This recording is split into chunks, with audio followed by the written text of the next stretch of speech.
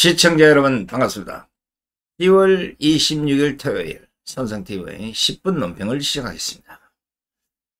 자, 오늘이 여러분 알다시피 박정희 대통령께서 서거한 지 45년이 된 날입니다.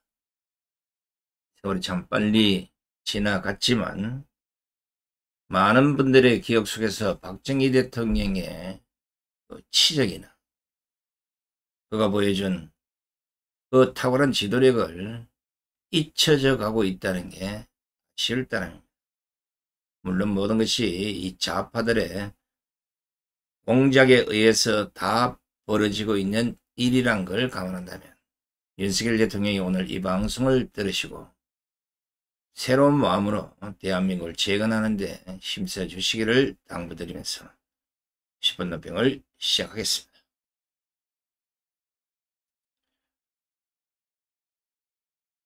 이 사진을 보시니까 얼마나 순박하시고 얼마나 우리를 사랑했는지 여러분 기억이 될 것입니다.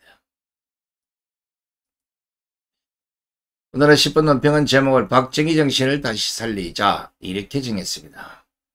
오늘은 영웅 박정희 대통령께서 서거한 지 45주기가 되는 날입니다. 살아계셔서 이 땅에 심어놓은 부국강변과 반공정신은 지금 어디에 있는지 모를 정도로 세상이 많이 변했습니다. 하지만 그 변화가 발전적이고 희망적이 아니라 후진적이고 망조의 길로 가고 있다는 것이 애석할 뿐입니다. 100번 1000번을 고뇌해도 주사파 종북 좌파들에 의해 붉게 물들어가는 대한민국을 이대로는 둘 수 없다는 것입니다. 망가져가는 대한민국을 살릴 수 있는 힘은 오로지 박정희 정신임을 오늘 우리들 가슴에 다시 한번 새기고자 합니다. 지난 역사지만 국민 모두는 기억해야 합니다. 왜곡된 역사가 아니라 있는 그대로를 기억해야 됩니다. 세계 최빈국, 국민소득 68달러의 거지의 나라, 돈을 빌리러 가도 못 사는 나라라며 돈도 빌려주지 않던 나라, 문맹자가 70% 이상 됐던 나라, 하루 한 끼도 감사해야 했던 나라, 무기조차 변변찮아 미국에 구걸해야 했던 나라, 빈대와 이를 친구 삼아 자야만 했던 나라, 샴푸보다는 DDT를 머리에 뿌려만 했던 나라. 경험하지 못한 세대들이 들어보면 저 아프리카나 캄보디아, 필리핀 같은 생각이 들겠지만 이게 대한민국의 어제였습니다. 이런 대한민국을 세계 7위의 부국강병 대한민국으로 만들어준 영웅이 바로 박정희 대통령입니다.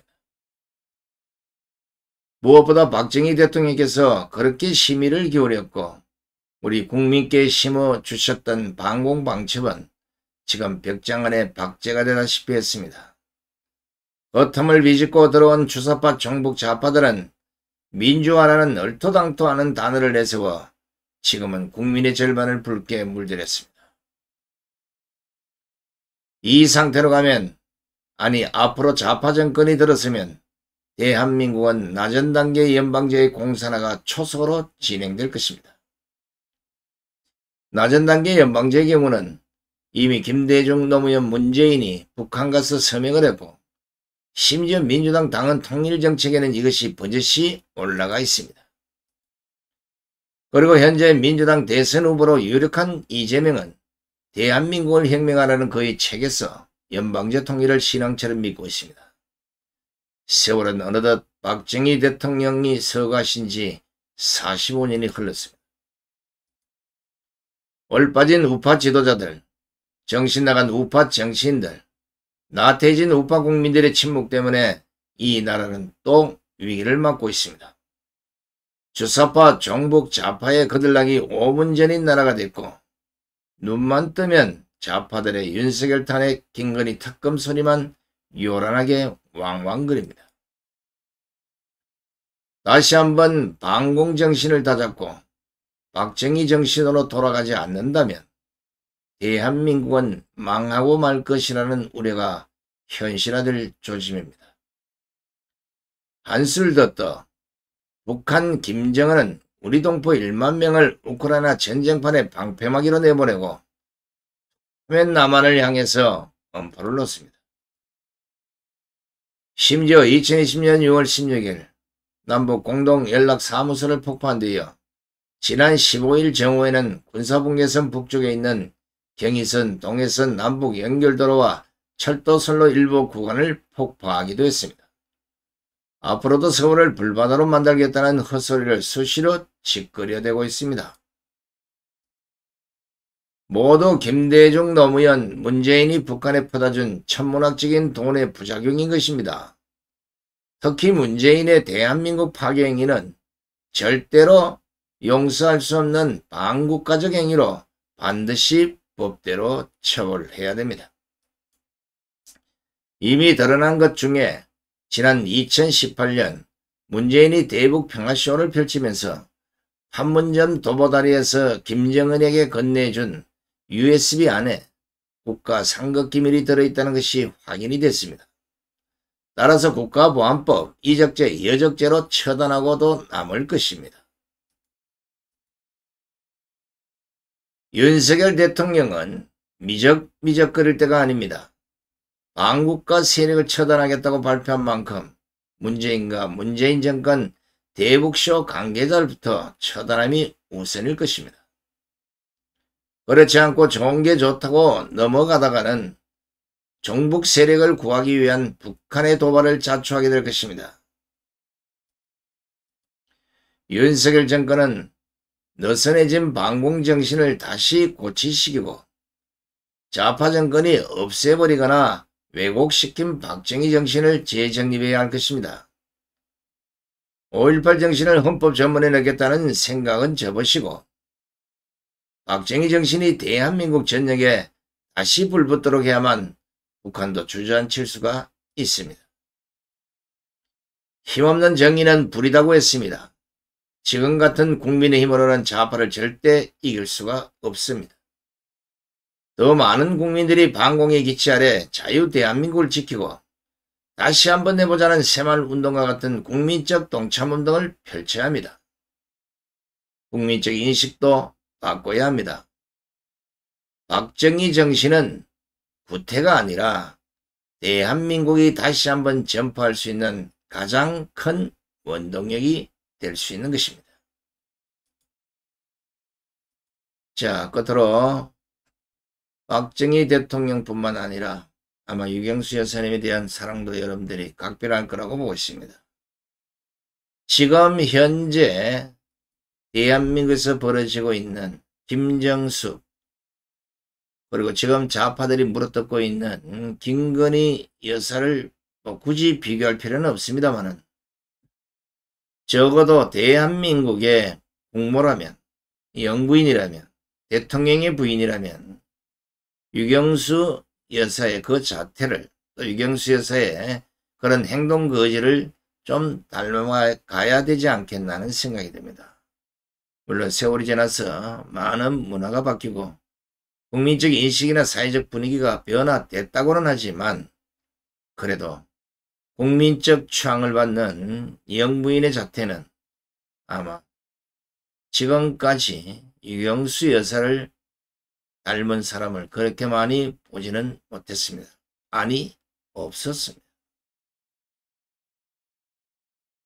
한 나라의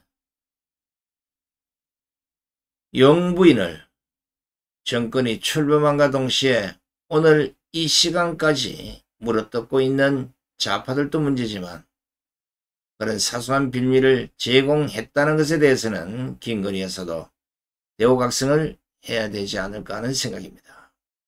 문제는 좌파들의 김건희 여사 특검 요구는 사실상 그 목표가 윤석열 대통령 끌어내리기에 있다는 사실입니다. 윤석열 대통령에 대한 도덕적 치명상을 입힐 수가 없으니까 결국은 김건희 여사의 도덕적인 치명상을 건드려서 동시다발적으로 윤석열 대통령에게 피해가 가고 그것이 국민적 분노로 승화를 시켜서 결국 윤석열 대통령을 끌어내려보겠다는 것인데 이걸 우리 국민들이 절대로 용서해서는 안 됩니다.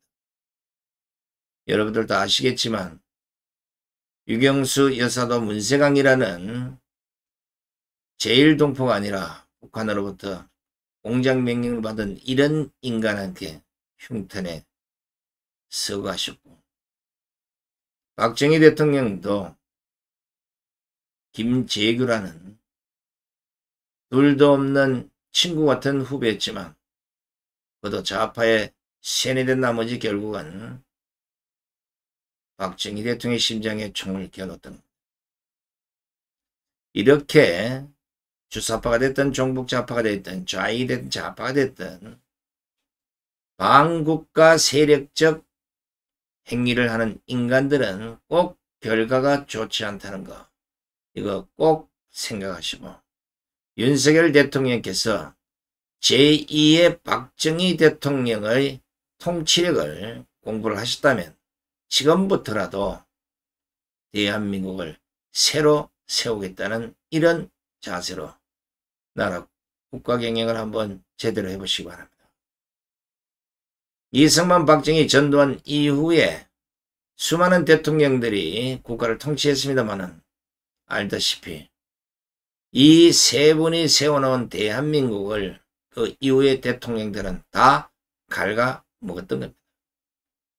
우스갯소리로 박정희 대통령이 전기밥솥을 하나 사줬더니 밥만 퍼먹는 게 아니라 이제 바닥까지 다 긁어서 펑크가 났다는 겁니다. 그렇지만 그 어느 누구도 새로운 전기밥솥을 마련하지 못했습니다.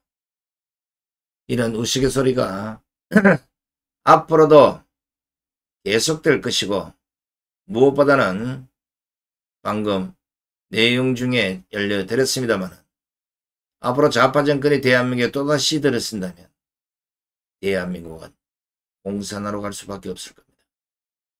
오늘 박정희 대통령 서거 45주기에 저음하여 우리는 다시 한번 박정희 정신을 일깨우고 하면 된다는 새마을 정신으로 다시 한번 대한민국을 일으켜 세웁시다. 끝까지 함께해 주신 시청자 여러분 대단히 고맙습니다. 안녕히 계십시오.